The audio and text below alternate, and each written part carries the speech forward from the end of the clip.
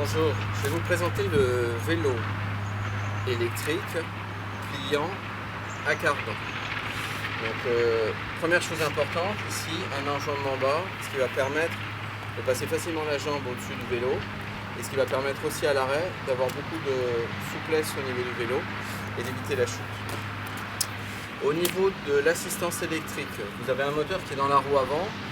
C'est les mêmes avantages que la traction pour une voiture en termes de sécurité. On a une meilleure tenue de route avec ce type de solution. Par ailleurs, le fait d'avoir le moteur dans la roue avant nous permet d'avoir à l'arrière une boîte de vitesse.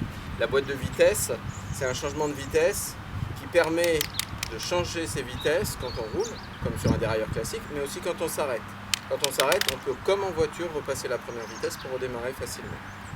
La batterie qui va alimenter le moteur à l'avant est placée dans le porte-bagages arrière. Selon le nombre de kilomètres que vous faites, vous avez différentes capacités de batterie. La batterie de capacité la plus importante, 400 Wh, va vous permettre de faire entre 50 km en ville si vous roulez chargé en appuyant un peu sur les pédales, jusqu'à 120 km si vous faites plutôt de la randonnée et que vous vous arrêtez peu souvent. Au niveau du confort du vélo, la tige de selle a une amplitude de réglage importante qui va permettre d'adapter le vélo pour des personnes jusqu'à plus d'1,90 m, mais aussi pour des personnes de petite taille en baissant la selle.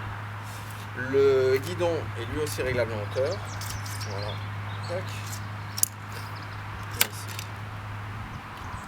Les leviers de serrage rapide permettent de changer rapidement ce type de réglage si vous êtes plusieurs dans la famille à utiliser le vélo. Voilà, j'ai donc 5 niveaux d'assistance au niveau de la console.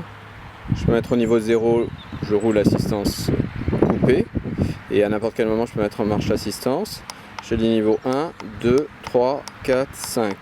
Ce qui va changer en fonction de chaque niveau, c'est la vitesse à laquelle le moteur va se couper.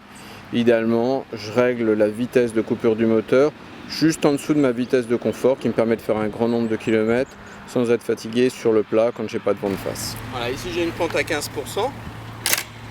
Pente courte. Je me mets en bas de la pente volontairement pour pas avoir d'élan. Je mets le pied sur la pédale.